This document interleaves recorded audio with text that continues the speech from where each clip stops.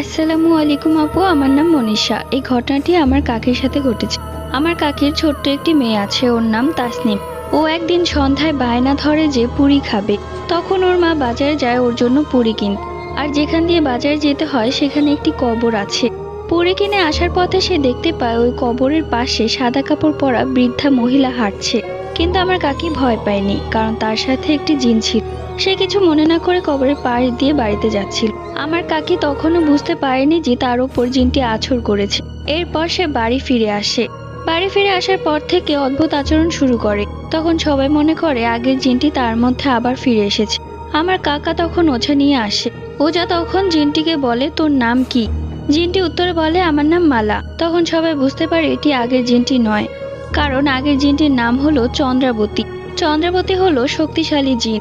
আমার কাকির ঘরের পেছনের বাঁশঝাড়ে সেখানে থাকে। নীলারটি কেমন লেগেছে কমেন্ট